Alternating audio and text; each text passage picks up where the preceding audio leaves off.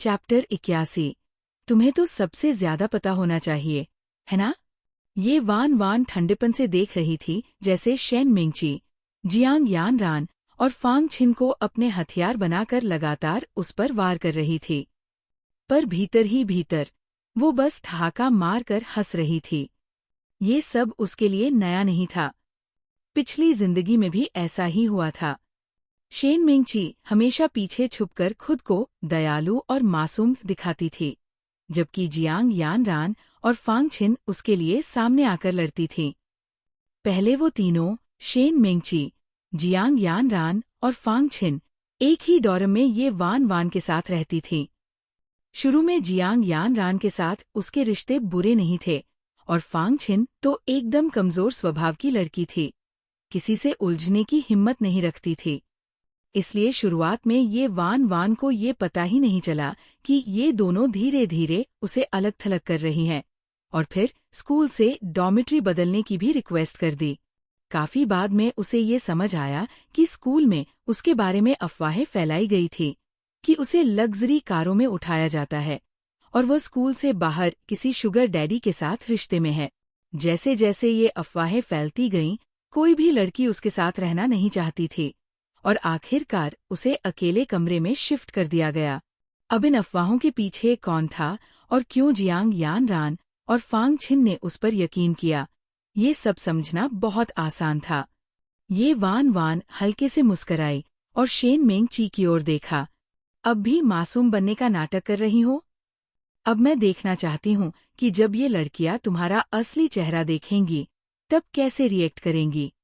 Shane मिंगची को लोगों के दिलों से खेलने में महारत हासिल थी। वो बड़ी चालाकी से दोहरा चेहरा लेकर सबको मोहरे की तरह इस्तेमाल करती थी। उसी की बदौलत वो आगे बढ़ती गई, लेकिन वो अकेली ऐसी नहीं थी। जियांग यानरान भी उसी गुट की एक सदस्य थी। उसके पिता एंटरटेनमेंट इंडस्ट्री के पुराने खिलाड़ी थे और भविष्य में वही जियांग यानरान एक अंतर्राष्ट्रीय फिल्म डायरेक्टर बनी थी। शेन मिंगची को स्टार बनाने वाली फिल्म जियांग यानरान ने ही डायरेक्ट की थी। पर इस टैलेंटेड डायरेक्टर का अंत बेहद दुखद था। अपने करियर के पीक पर उसने आत्महत्या कर ली थी, अपने घर के बाथटब में कलाई काटकर। कारण? बाहर से बताया गया डिप्रेशन। पर सच्चाई ये थी कि उसके पति सोंगजी हांग ने उसे धोखा दिया था और उसके अफेयर का तीसरा कोना कोई और नहीं बल्कि उसकी सबसे करीबी दोस्त और वही हीरोइन थी जिसे उसने खुद लॉन्च किया था, शेन मिंगची। जियांग यानरान और सोंगजी हांग बचपन के दोस्त थे। वो उससे सच्चा प्यार करती थी, लेकिन सोंगजी हांग उसे सिर्फ एक बहन की तरह मानता था और पेरेंट्स के दबाव में आकर उससे शादी की। जियांग यानरान को मरने से पहले पता चला कि उसके पति का दिल उसी लड़की ने चुराया था जिस पर वो सबसे ज्यादा भरोसा करती थी। इस वक्त, यानी 7 साल पहले, भले ही जियांग यानरान और सोंगजी हांग का रिलेशन शुरू नहीं हुआ था, लेकिन सोंगजी हांग और शेन मिंगची के बीच सब बहुत पहले ही शुरू हो गया था। शेन मिंगची का तरीका हमेशा यही था, ना तो किसी लड़के को हाँ बोलती थी, ना, बस उन्हें अधर में लटकाकर रखती थी, उन्हें अपनी ओर खींचती और सही वक्त पर सबसे बड़ा फायदा उठाती। उसे दूसरों का प्यार छीन लेने में मजा आता था। ये सब सोचते हुए ये वान वान ने ठंडी मुस्कुराहट के साथ जवाब दिया, मिंगची, मेरे और लिंग डोंग के बीच क्या चल रहा है, ये तुम्हें सबसे अच्छे से पता होना चाहिए, है ना? मुझे तो अभी अभी पता चला है, शेन मिंगची ने मासूमियत से जवाब दिया। लेकिन ये वान वान की आंखों का भाव देखकर शेन मिंगची के मन में कुछ बेचैनी सी हुई। ये वान वान ने दृढ़ता से कहा, मैंने तो तुम्हें पहले ही बताया था कि मैंने सुना था लिंग डोंग ने अपने दोस्तों के साथ शर्त हारी थी, इसलिए उसे मुझे पटाने के लिए कहा गया था। मुझे लगा था वे मजाक कर रहे हैं, पर लिंग डोंग ने सच में मुझसे प्रपोज कर दिया। याद नहीं तुम्हें? जब ये वान वान ने ये कहा कि लिंग डोंग ने शर्त की वजह से उसे पटाया, तब सब लोग हैरानी से एक दूसरे को देखने लगे। ओह, तो बात ये थी। अब सब क्लियर है। भीड़ में से कुछ लड़कियां बुदबुदाईं। तुमने ऐसा कब कहा? शेन मिंगची ने भौहें चढ़ाते हुए पूछा। अब बात पूरी तरह बदल गई है। क्या ये वान वान अपने पुराने अनुभवों का इस्तेमाल करके सबको मात दे पाएगी, या शेन मेंगची फिर से अपने मासूमियत के नकाब से सबको बहकाएगी? अगले चैप्टर में देखते हैं। चैप्टर 82। उसका असली चेहरा सामने आ गया। जैसे ही शेन मेंगची ने इनकार करने की कोशिश की, ये वान वान ने एक नज़र जियांग यान रान की ओर डाली, फिर थोड़ी सोच में पड़ने का नाटक किया और शेन मेंगची को याद दिलाया। पिछले महीने के अंत में, याद है? उस दिन तुम सोंग जी हांग के साथ एम्यूजमेंट पार्क में थीं, है ना? शायद वहाँ शोर बहुत था, इसलिए मेरी बात तुम्हें ठीक से सुनाई नहीं दी होगी।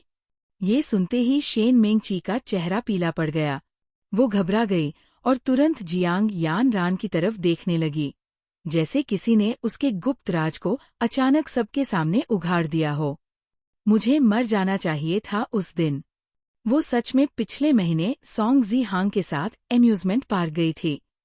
उस दिन ये वान वान ने उसे कॉल किया था, लेकिन वो सोंग जी हांग की अटेंशन में इतनी मग्न थी कि उसे झटक कर 2 शब्दों में टाल दिया था और फोन काट दिया।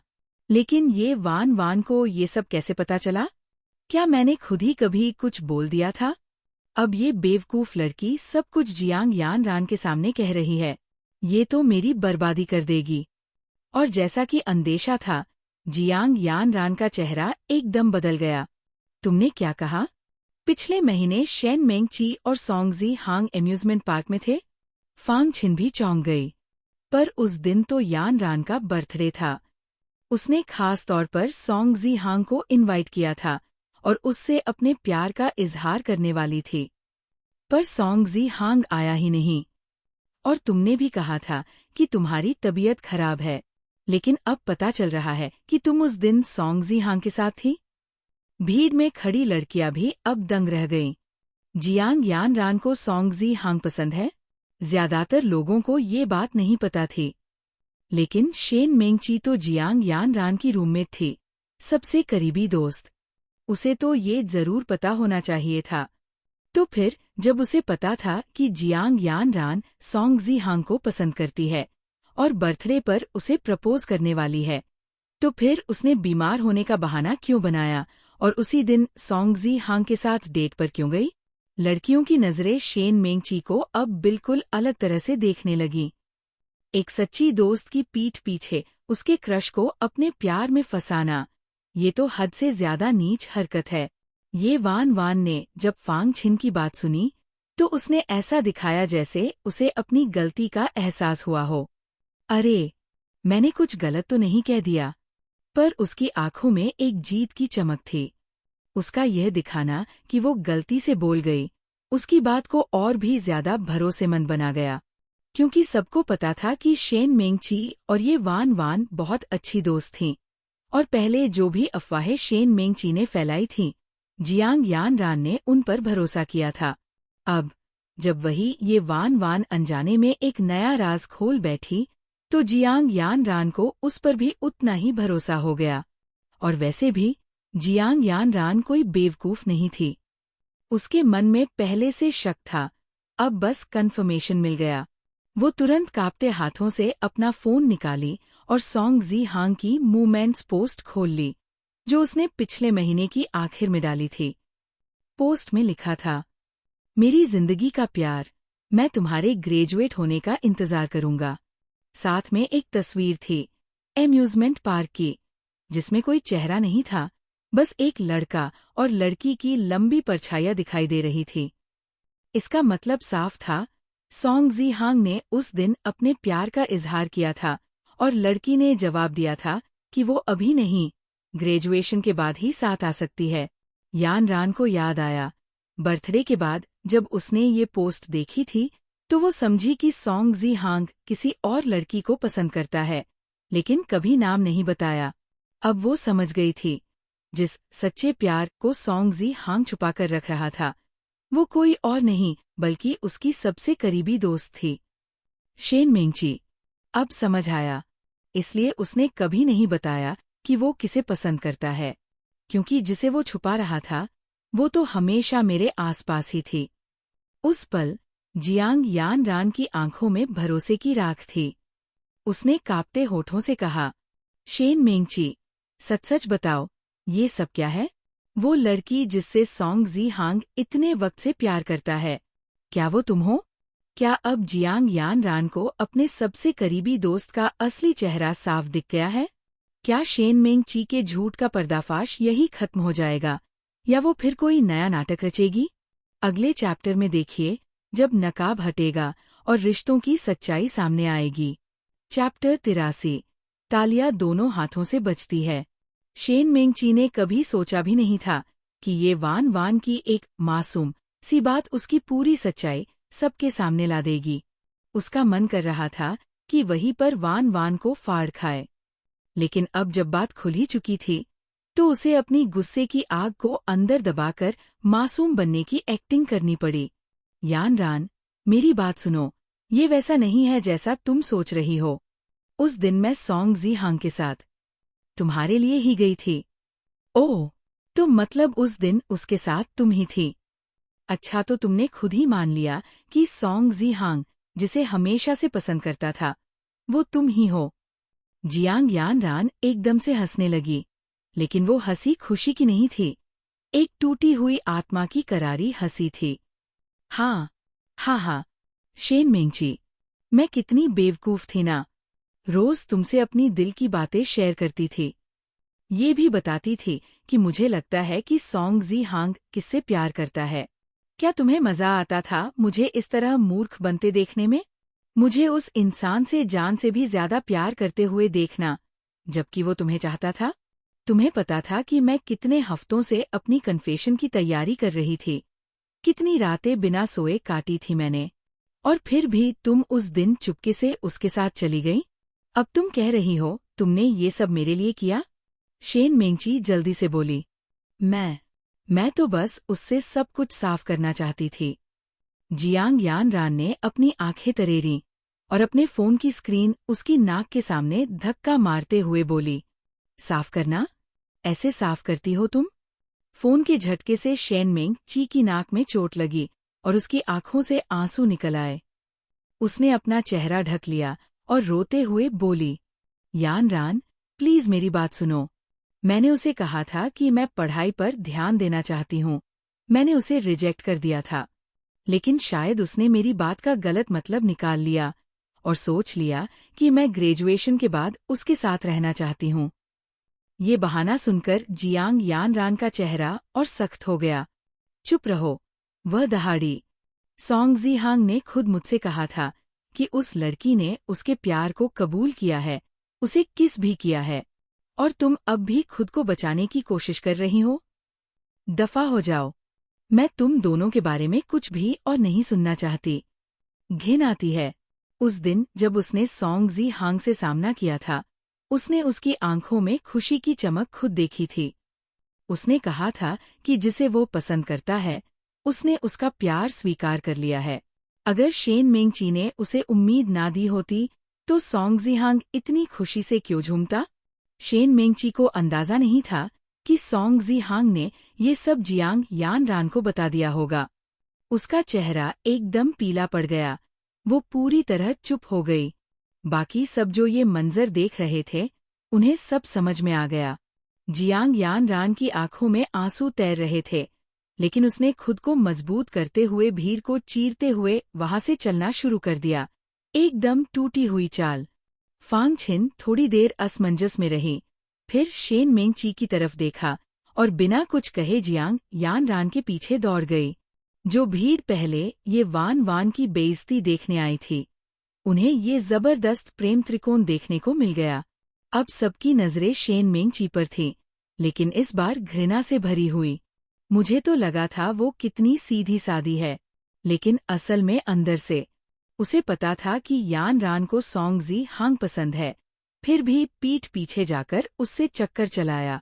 ये तो नीचता की हद है। शायद सिर्फ सॉन्ग जी हांग ही उसके पीछे पड़ा था। अरे भैया, तालियां 2 हाथों से बजती है। यान रान ने खुद कहा था कि उस लड़की ने उसे किस किया था। सही बात। वहीं ये वान वान थोड़ी दूर खड़ी ये सब चुपचाप देख रही थी। जब उसने जियांग यान रान को लड़खड़ाते हुए जाते देखा, तो उसके मन में एक अजीब सा अपनापन जागा, जैसे दोनों ने एक जैसी चोटें झेली हों। जियांग यानरान जैसे लोग प्यार और नफरत दोनों को पूरे दिल से निभाते हैं। पिछली जिंदगी में भी जियांग यानरान ने ये जानने के बावजूद कि सोंग जीहांग उसे पसंद नहीं करता, फिर भी उससे शादी की और अपने माता पिता से जबरदस्ती करवाई। पर आखिर में उसका अंजाम कितना दुखद था। अब जब उसे पहले से सच का पता चल गया है, तो क्या कुछ बदलेगा? क्या वो फिर से माफ कर देगी या इस बार खुद को बचा लेगी? पर अब ये सब वान वान की चिंताओं में नहीं था। उसे तो अब लिंग डोंग से निपटना है। उसके शब्दों ने अफवाहों को कुछ हद तक शांत किया और शेन मेंग ची को भी गिरा दिया। लेकिन अभी भी सबसे बड़ी समस्या बची है, सी ये हान। अब क्या करूं? उसे कॉल करके पूछूं कि क्या वो मेरा नकली बॉयफ्रेंड बन सकता है ताकि ये लड़के पीछा छोड़े? क्या अब वान वान सी ये हान को इस सब में घसीटेगी? क्या ये और भी बड़ा ड्रामा लेकर आएगा? जाने अगले चैप्टर में, जब प्यार और प्लानिंग की टक्कर होगी। चैप्टर 84। उसे तो मैंने हमेशा भाई जैसा ही माना है। ये वान वान सोच ही रही थी कि अब अगला कदम क्या हो। तभी उसे शेन मेंग ची की जलती हुई नफरत भरी निगाहें अपने ऊपर महसूस हुईं। वान वान ने एकदम मासूमियत से भौहें उठाईं और लापरवाही से बोली, मेंग ची, मुझे नहीं पता था कि बात इतनी बढ़ जाएगी। तुम मुझसे नाराज तो नहीं होगी ना? शेन मेंग ची को तो आसपास से उठती फुसफुसाहटें और जलील करने वाली बातें काट खाने को दौड़ रही थीं। लेकिन उसने जबरदस्ती अपने गुस्से को पी लिया, चेहरे पर बनावटी मुस्कान चिपकाई और बोली, वान वान, कैसी बातें कर रही हो? मैं क्यों नाराज होंगी? तुमने जानबूझकर थोड़ी ना किया। उसकी आवाज तो मीठी थी, लेकिन दांत भिंचे हुए थे और आंखों में छुपी हुई काली परछाइयां सब कुछ बयां कर रही थी। फिर वो तुरंत अपनी सफाई देने लगी। असल में यान रान ने मुझे गलत समझा है। भला मैं क्यों उसका प्यार चुराऊंगी? सोंग जीहांग तो मुझे पसंद करता था और बहुत समय से मेरे पीछे पड़ा था, लेकिन मैंने उसे कभी जवाब नहीं दिया। मैं तो उससे मिलने इसलिए गई थी ताकि उसे साफ साफ मना कर सकूं। वही उसने मौका देख के मुझे अचानक किस कर लिया। मैं खुद भी शॉक्ड रह गई थी। मैंने कुछ नहीं किया था, बस यान रान के गलतफहमी के डर से उसे ये बात नहीं बताई। पर कौन जानता था कि तुम ये सब। अब जब यान रान वहां नहीं थी और ना ही सोंग जीहांग, तो शेन मेंग ची ने मौका देखा और सारा ठीकरा वान वान के सिर फोड़ने की कोशिश की। लेकिन ये वान वान भी कोई आम लड़की नहीं थी। वो एकदम मासूमी के साथ बोली, अरे हाँ, मैं तो कह रही थी, तुम्हें तो मेरा भाई पसंद है ना? शेन मेंग ची का चेहरा एकदम सन्न हो गया। उसने झटपट खुद को संभालते हुए कड़ाई से बोला, वान वान, कैसी बेकार बातें कर रही हो? मैंने हमेशा मुफान को अपना बड़ा भाई ही माना है। मैं उन्हें सिर्फ भाई जैसा मानती हूँ, बस। असल में अब जब शेन फैमिली की स्टार एंटरटेनमेंट कंपनी जमकर फल फूल रही थी, तो शेन मेंग ची के लिए फ्यूचर ब्राइट था। उसे किसी भी बेकार, बेचारे जैसे इंसान से कोई मतलब नहीं रखना था, खासकर किसी ऐसे से जो अब अपने ही घर में कुछ नहीं रहा हो, जैसे कि ये वान वान का भाई, ये मुफान। उसे तो मुफान से मतलब बस तब तक था जब तक उससे कोई फायदा मिल रहा था। लेकिन जो बात उसने भाई जैसा मानती हूँ कहकर कही थी, वो सुनकर तो वान वान का मन किया वही उल्टी कर दे। उसने मन ही मन हंसी छुपाते हुए कहा, सच में? लेकिन मैंने खुद वो लव लेटर पोस्ट किया था जो तुमने मेरे भाई को दिया था। वो वाला बहुत रोमांटिक लेटर था जिसमें लिखा था, जब से तुम्हें पहली बार देखा है तभी से मैं तुम्हारे प्यार में डूब गई हूँ। तुम मेरे दिल के भगवान हो। अब पता चला, वो सब भाई जैसा प्यार था। और मैं तो सोचती थी कि तुम मेरे भाई को इसलिए नहीं पसंद करती क्योंकि मेरे पापा के साथ जो हुआ, उसके बाद तुम्हें हमारा स्टेटस पसंद नहीं रहा। ये सुनते ही वहां खड़े लोग एकदम समझ गए कि माजरा क्या है।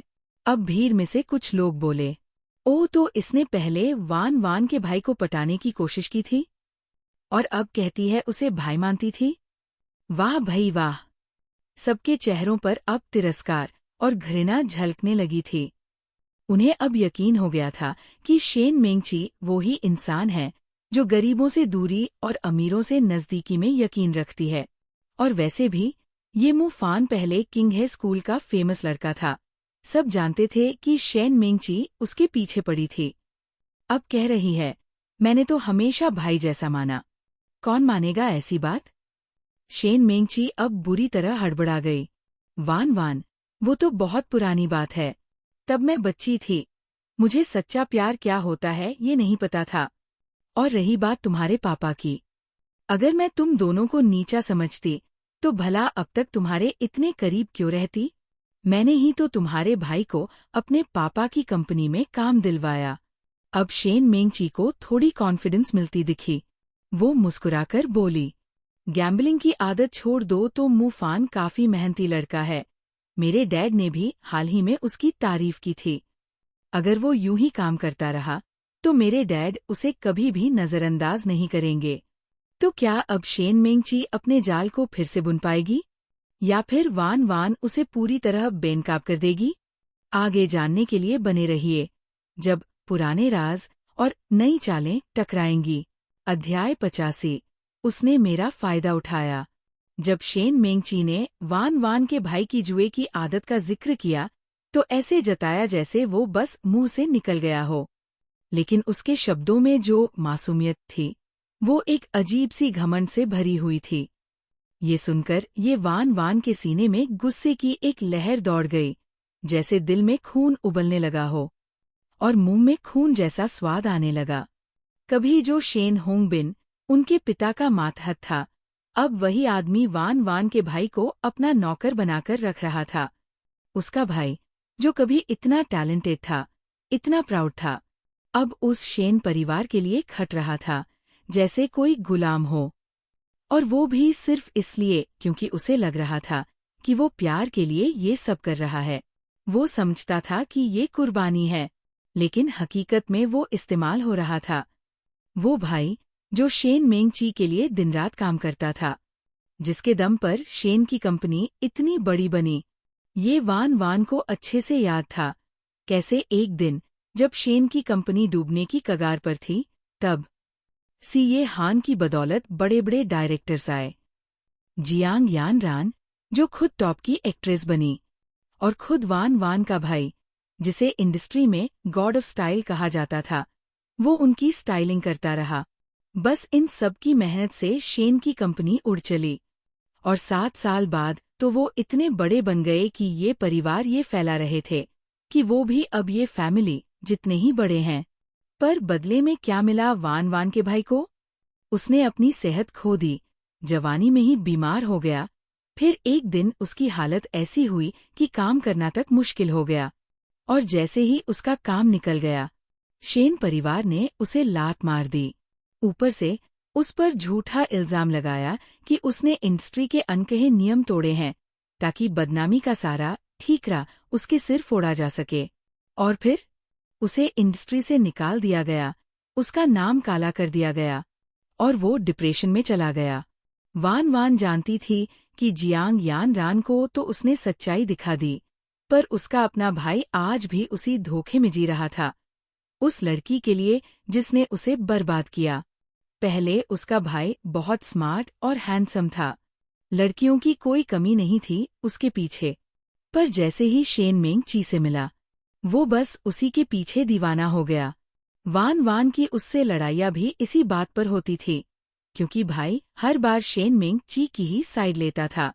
अब अगर वो जाकर भाई से कहे कि शेन मेंगची धोखेबाज है, तो वो नहीं मानेगा, उल्टा शायद उससे और दूर हो जाएगा। इसलिए वान वान ने सोचा, पहले किसी ऐसे को ढूंढना होगा जो सच दिखा सके, पक्के सबूतों के साथ। तब शायद भाई की आंखें खुलेंगी। अभी तो जियांग यान रान की कहानी बस एक शुरुआत है।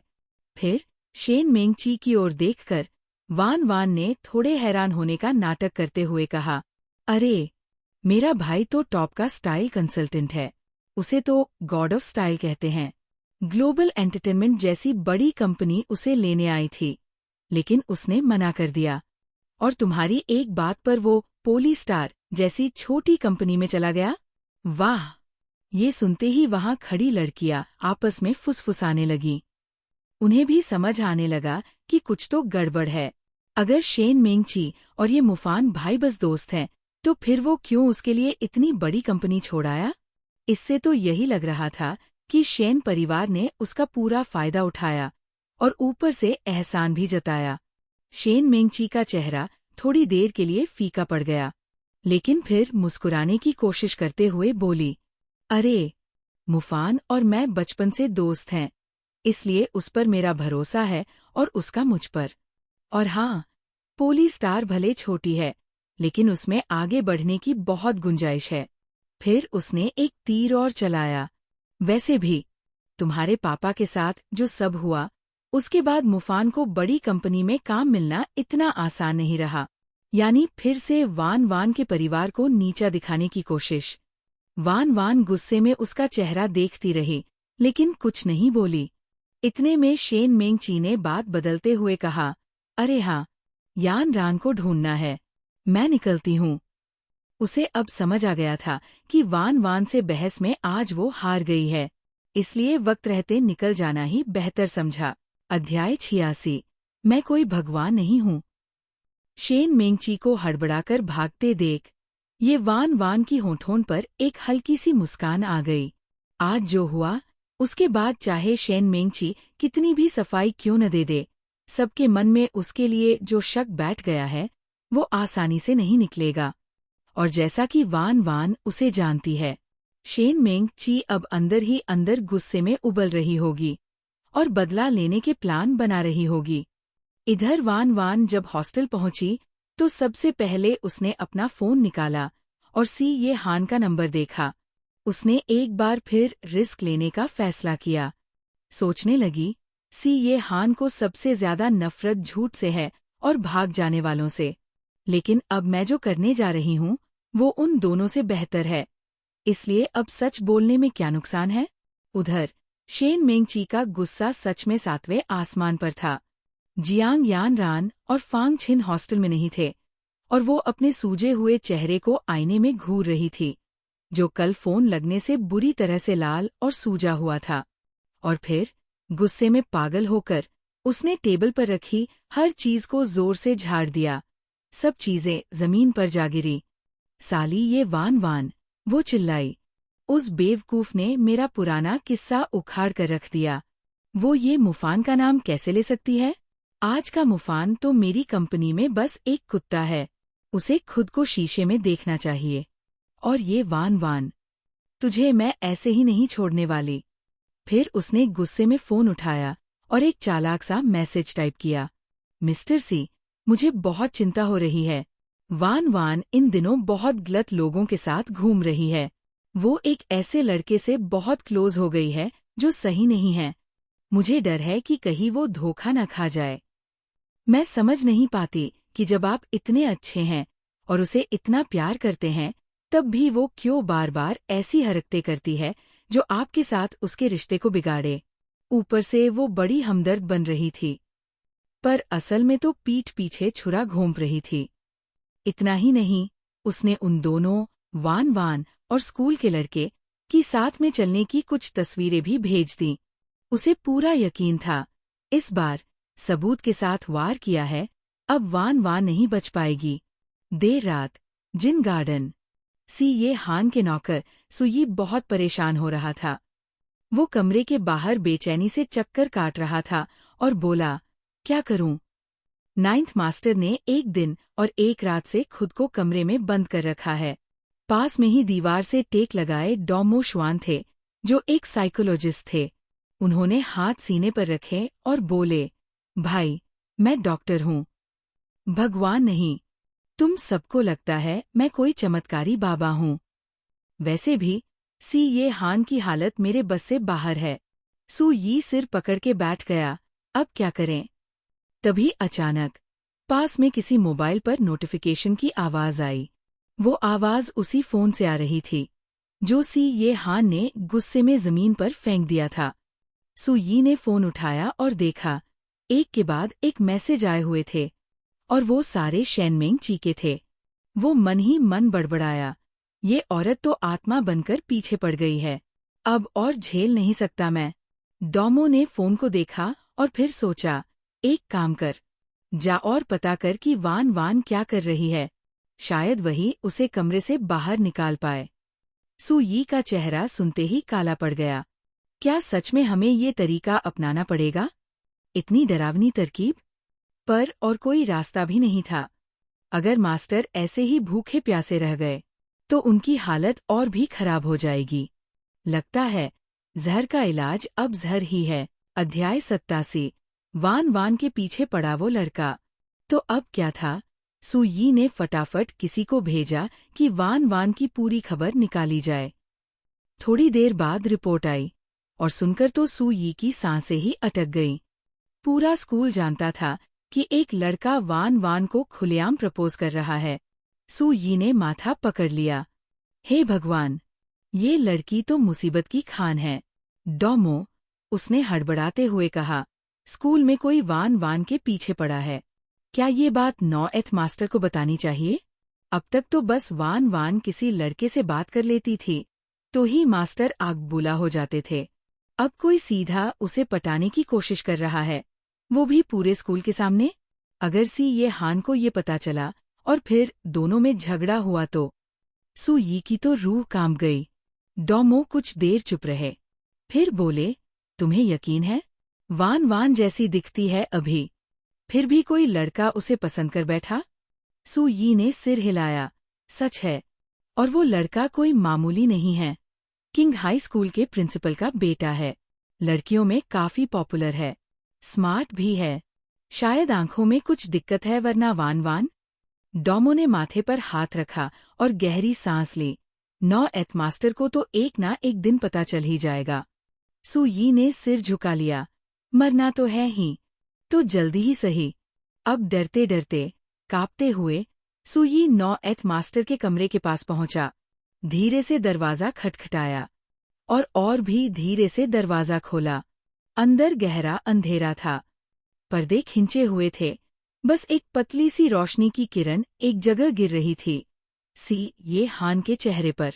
वो लंबा चौड़ा इंसान सोफे पर पड़ा था, एक टांग मोड़ी हुई थी और एक हाथ से उसने अपनी आंखें ढकी हुई थीं। काले शर्ट के ऊपरी 2 बटन खुले थे। चेहरा बहुत पीला था, लेकिन इतना खतरनाक लग रहा था कि जैसे कोई पुराने महल में 1000 साल सोया पड़ा वैम्पायर। और सच्चाई ये थी, जब सी ये हान शांत होता था तब वो और भी ज्यादा खतरनाक होता था। सू यी डर के मारे कांपते हुए बोला, नॉएथ मास्टर, कुछ मैसेज आए हैं। शेन मेंग ची ने भेजे हैं। बहुत सारे मैसेज, शायद कुछ इमरजेंसी हो। पहले तो जब भी शेन मेंग ची का मैसेज आता था, मास्टर पूरा ध्यान देता था, लेकिन आज कोई रिएक्शन नहीं, जैसे कुछ सुना ही नहीं। सू यी लंबा इंतजार करता रहा, हाथ पांव सुन्न हो गए। अब और नहीं सहा गया तो उसने धीरे से असली खबर निकाली। नॉएथ मास्टर, स्कूल में कोई लड़का वान वान को प्रपोज कर रहा है।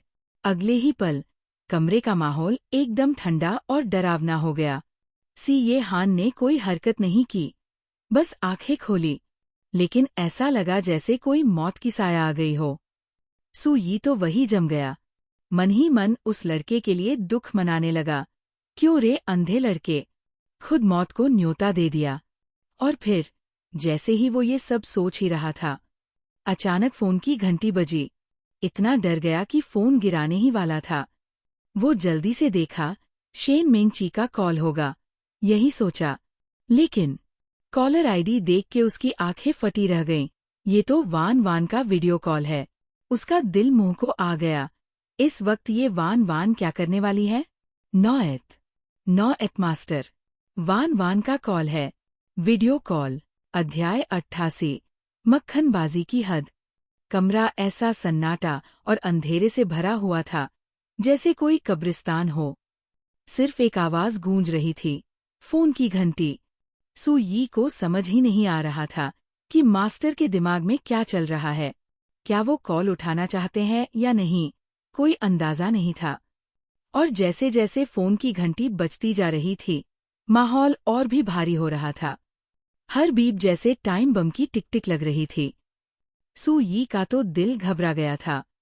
शायद उसी घबराहट में उसके हाथ से गलती हो गई और उसने कॉल उठा लिया। अब तो गया काम से, यही सोचा सू यी ने। दूसरी तरफ ये वान वान बहुत देर से इंतजार कर रही थी। फोन तो खुद ब खुद कटने वाला था, तभी स्क्रीन पर फ्लैश हुआ और वीडियो कॉल कनेक्ट हो गया। जैसे ही स्क्रीन खुली, वान वान की आंखें चौड़ी हो गई। उसने देखा कि सी ये हान सोफे पर पड़े हैं, माथे पर हाथ रखा हुआ, बाल बिखरे हुए, शर्ट के 2 बटन खुले हुए, चेहरा बिल्कुल पीला। स्क्रीन के इस पार से भी उनके शरीर से खतरनाक और डरावना वाइब आ रहा था। फोन किसी और के हाथ में था, शायद सू यी का। फोन हल्का हल्का हिल रहा था, यानी उसका हाथ कांप रहा है। बस इतनी सी बात से वान वान को समझ आ गया, कुछ गड़बड़ हो चुकी है। सी ये हान को शायद सब पता चल चुका है और वो लेट हो गई है। वान वान ने होंठ भींचे और हल्के से मुस्कराई। सॉरी, क्या आपकी नींद में डिस्टर्ब तो नहीं किया? सू यी ने पसीने पसीने होते हुए जवाब देने की कोशिश की। मिस ये, मास्टर ने तो अभी सोना भी शुरू नहीं किया था। आप इतनी रात को क्यों कॉल कर रही हैं? कोई अर्जेंट बात है क्या? वान वान ने उसकी बात पूरी होने से पहले ही सिर जोर से हिलाया। हाँ, बहुत जरूरी बात है। सूजी, ओह, मतलब, अब तो गई भैंस पानी में। वान वान ने फौरन बोलना शुरू किया। स्कूल में एक लड़का है जिसने मुझे प्रपोज किया। उसने कहा कि वो मुझसे प्यार करता है। सू यी का तो खून खौल गया। उसने तो सोचा था गलती से कॉल उठाया है, पर अब लग रहा था गलती नहीं, सीधा बम फोड़ दिया। फोन कांप रहा था। वो चाह रहा था कि वान वान बस चुप हो जाए, लेकिन वो तो बोलती चली गई। मैं चाहती हूँ कि आप मेरे साथ चलें और उस लड़के से मिलें। इस बार तो जैसे बिजली गिर गई।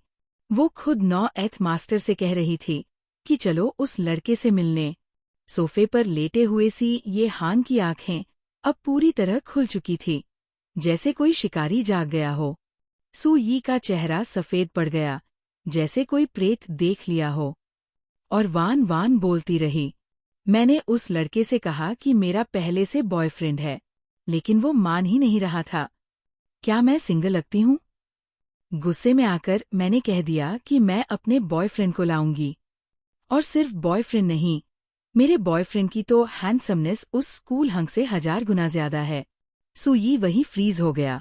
ये वान वान की ये मक्खनबाजी वाकई टॉप क्लास है। यहाँ तक कि सी ये हान का चेहरा, जो अब तक बर्फ जैसा था, थोड़ी देर के लिए सॉफ्ट हो गया। वान वान को जब काफी देर तक कोई जवाब नहीं मिला, तो वो मायूस होकर सिर झुका लिया। सॉरी, मैंने आपको परेशान कर दिया? अगर आप बिजी हैं तो कोई बात नहीं। और तभी दूसरी तरफ से सी ये हान की गहरी और भारी आवाज आई। टाइम? वान वान की आंखें चमक उठीं। कल रात चलेगा? स्कूल के बाहर मिलते हैं। ठीक है। अध्याय 89। क्योंकि मेरे बॉयफ्रेंड को पसंद है। जैसा कहते हैं, सच बोलो, सजा कम मिलेगी। तो कल रात जो वान वान ने बोला, उससे हालात थोड़ा काबू में आ गए। अगली सुबह वो बड़े चैन से क्लास में आई। जैसे ही अपनी सीट पर बैठी, उसके सिर पर एक परछाई पड़ी। लिंग डोंग उसके सामने खड़ा था, चेहरा गंभीर और शांत। वान वान ने उस पर संदेह भरी नजर डाली। अब क्या नाटक है? पूरी क्लास दोनों की ओर देख रही थी, मानो कोई मसालेदार गॉसिप लाइव चल रहा हो। लिंग डोंग ने होंठ भींचे, पूरी गंभीरता से कहा, ये वान वान, मुझे नहीं पता तुम्हें ये अफवाह कहाँ से सुनने को मिली, लेकिन मैं कसमें खाता हूँ, मैं तुम्हें किसी शर्त या मजाक के तहत प्रपोज नहीं कर रहा था। मैं सीरियस हूँ। प्लीज मुझ पर भरोसा करो। ओह! चारों तरफ से आवाजें आई, जैसे क्लास में धमाका हो गया हो। लेकिन वान वान का चेहरा एकदम उतर गया। कल रात उसने कितनी मेहनत से ये अफवाह दबाने का प्लान बनाया था, और ये लड़का फिर से सब कुछ चौपट कर गया। वो उसके मासूम चेहरे को देखती रही, फिर माथा पकड़ लिया और बोली, मैंने जो बातें तुमसे कल कही थीं, वो भी सच थीं। क्या तुम मुझे उस पर भी यकीन नहीं करते?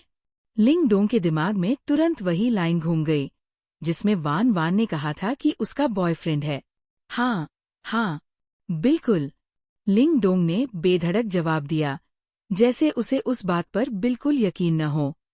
वान वान ने धीमी आवाज में कहा, इतनी धीमी कि सिर्फ लिंग डोंग और सी शाही सुन सके, आज रात तुम्हें उससे मिलवाऊंगी। लिंग डोंग कुछ पल को चौंक गया, पर फिर खुद को संभाल लिया। ठीक है। क्लास खत्म हुई। रात को स्कूल गार्डन खाली था। वान वान ने लिंग डोंग को बाहर बुलाया और दोनों पास के एक रेस्टोरेंट में चले गए। लिंग डोंग सामने की सोफे पर ऐसे बैठा जैसे पूरा सीन समझ गया हो। उसे पूरा यकीन था कि वान वान अब या तो कहेगी कि सब एक्टिंग था या फिर किसी को फेक बॉयफ्रेंड बना लाएगी, क्योंकि ऐसा कौन लड़का होगा जो सच में वान वान के जैसे गजब मेकअप वाली लड़की को पसंद करेगा। उसके दिमाग में था, कोई भी हो, मैं हार नहीं मानने वाला। वान वान को पता था उसके मन में क्या चल रहा है, पर उसने कोई सफाई नहीं दी। उसने अपना फोन चेक किया। सी ये हान को आने में अब 20 मिनट लगने वाले हैं। तभी लिंग डोंग ने पूछा, एक सवाल पूछूं? वान वान ने सिर हिलाया। पूछो। लिंग डोंग ने उसकी ओर देखा। उसके चेहरे पर मोटा मेकअप, भारी काजल, अजीब हेयर स्टाइल, और धीरे से पूछा, तुम इतनी सुंदर हो, फिर खुद को ऐसा क्यों बना रखती हो? वान वान ने शांति से जूस का घूंट लिया, आंखें झपकाई और कहा, क्योंकि मेरे बॉयफ्रेंड को ऐसा ही पसंद है। लिंग डोंग एकदम सन्न। उसका हाल ऐसा था जैसे कोई डॉग फूड खिला गया हो। सीधे दिल पे लगी बात। लिंग डोंग ने फिर भी हार नहीं मानी। बोला, वान वान, अब झूठ मत बोलो। क्या मुझे अपनाना इतना मुश्किल है? ठीक है, मैं सी शाह जैसा स्मार्ट नहीं, लेकिन इतना भी बुरा नहीं हूँ। अगर हम साथ होंगे तो मैं कभी किसी को तुम्हें तंग नहीं करने दूंगा। स्कूल में तुम शान से चल सकोगी। लिंग डोंग को अपनी पॉपुलैरिटी का पूरा भरोसा था। सी शाह के बाद सबसे ज्यादा पसंद किया जाने वाला लड़का वो ही था स्कूल में। अगर लोग उसे पसंद न करते तो वान वान को लेकर इतनी जलन क्यों होती? वान वान ने ठंडी सी मुस्कान दी और बोली, मुझे तो सिर्फ अपने बॉयफ्रेंड से ही प्यार है। लिंग डोंग ने हार मानते हुए लंबी सांस ली, लेकिन फिर उसकी आंखों में हल्की सी चमक आई। ठीक है वान वान, अगर तुम कहती हो कि तुम सच बोल रही हो तो मैं मान लेता हूँ। मैं मान लेता हूँ कि तुम्हारा बॉयफ्रेंड है और वो तुम्हारा बहुत ख्याल रखता है, लेकिन अगर बाद में पता चला कि तुम झूठ बोल रही थी और सब नाटक था। वान वान ने कैरामेल पुडिंग का बड़ा चम्मच मुंह में डाला और बिना सोचे जवाब दिया, अगर मैं झूठ बोल रही थी तो मैं तुम्हें हाँ कह दूंगी। लिंग डोंग की आंखें चमक उठीं। सच में? वान वान ने आंखों में पूरा विश्वास लेकर जवाब दिया, बिल्कुल। अध्याय 90, गर्लफ्रेंड छीनने वाला। वक्त धीरे धीरे बीत रहा था और ऐसे में 20 मिनट तो झपकते ही निकल गए। लेकिन 20 मिनट खत्म हो गए और सी ये हान अब तक नहीं आए थे। कुछ देर बाद एक और कॉल आई। ये कॉल क्षु यी से थी। नमस्ते मिस वान वान, हमसे माफी चाहेंगे। 9th मास्टर को कुछ जरूरी काम आ गया है तो आपको थोड़ा और इंतजार करना पड़ेगा। क्या हुआ? वान वान ने जल्दी से पूछा। शू यी की आवाज में कुछ अजीब सा था। वो थोड़ी देर तक मिचमिचाते हुए बोला, नहीं, ऐसा कुछ खास नहीं है, आपको थोड़ा और इंतजार करना होगा। ठीक है। वान वान ने राहत की सांस ली और कॉल काट दी। उसने लिंग डोंग से कहा, मेरे बॉयफ्रेंड को अचानक कोई काम आ गया है, इसलिए वो थोड़ी देर से आएंगे। लिंग डोंग ने बाहें क्रॉस की और एक जानकार सी मुस्कान दी, जैसे वो पहले से ही जानता था कि वान वान यही बोलेगी। उसने आराम से जवाब दिया, कोई बात नहीं, मैं इंतजार कर सकता हूँ। सी ये हान अक्सर बिजी रहते थे, तो देर होना कोई हैरानी की बात नहीं थी।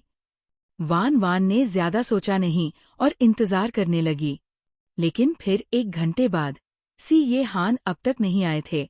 इस बार क्षु यी ने फिर कॉल की और उसकी आवाज में थोड़ा और घबराहट थी। मिस वान वान, 9th मास्टर अभी तक नहीं आ पाए, आपको थोड़ा और इंतजार करना पड़ेगा। ठीक है, उन्हें अपना काम निपटाने दो पहले। वान वान ने बिना किसी चिंता के जवाब दिया। लिंग डोंग जो सामने बैठा था अब भी उसके ऊपर की सारी बातें समझ रहा था। उसने पूछा, क्या हुआ? फिर से देरी हो रही है? वान वान ने सिर हिलाया। मुझे खेद है, वो बहुत बिजी है। लिंग डोंग ने और शांति से कहा, कोई बात नहीं, मुझे तो और कोई काम नहीं है, हम आराम से समय बिता सकते हैं। कई घंटे ऐसे ही बीत गए और अब रेस्टोरेंट लगभग खाली हो चुका था। लोग जा चुके थे और घड़ी की सुइयां भी आगे बढ़ चुकी थी। फिर 1 और घंटा बीत गया और सी ये हान अब भी नहीं आए थे। इस बार क्षु यी ने तीसरी बार कॉल की। उसकी आवाज में डर और घबराहट थी, जैसे वो किसी भारी परेशानी में था। माफ करें, 9th मास्टर अब तक नहीं आ पाए। वान वान ने महसूस किया कि कुछ तो गलत है। क्या कोई बड़ी परेशानी हो गई है? या फिर सी ये हान सच में नहीं आना चाहते थे? लेकिन ये असंभव था, क्योंकि अगर वो नहीं आना चाहते तो उन्होंने साफ तौर पर मना कर दिया होता। फिर उन्हें बहाने क्यों बनवाने की जरूरत थी? क्या हम फिर से किसी और दिन मिल सकते हैं? वान वान ने हल्के से पूछा। क्षु यी घबराकर बोला, नहीं, प्लीज, मुझे सच में खेद है मिस वान वान, 9th मास्टर अभी नहीं आ सकते, लेकिन वो आज रात जरूर आएंगे, चाहे कुछ भी हो। प्लीज थोड़ा और इंतजार करें। ठीक है, फिर। वान वान ने सहमति दी, लेकिन अब उसकी जिज्ञासा और बढ़ गई थी। सी ये हान के घर में आखिर क्या हो रहा था? फोन रखने के बाद लिंग डोंग ने घड़ी की तरफ देखा और फिर वान वान की ओर देखते हुए बोला, वान वान, अगर तुम्हारा ये बॉयफ्रेंड आज रात 12 बजे तक नहीं आता, तो क्या इसे माना जाएगा कि तुम मुझे झूठ बोल रही हो? वान वान ने क्षु यी का वादा याद करते हुए कि सी ये हान आज रात जरूर आएंगे, सिर हिलाया और बोली, हाँ, मान लिया जाएगा। लिंग डोंग का चेहरा खुशी से खिल उठा, अब उसे पूरी उम्मीद थी। उसने घड़ी को बार बार देखा, जैसे मिनटों की गिनती कर रहा हो। अब बस 1 घंटे और थे, और फिर ये लड़की उसकी गर्लफ्रेंड बन जाएगी। आखिरकार सी ये हान आएंगे या लिंग डोंग को जीत मिलेगी? क्या होगा अगला कदम?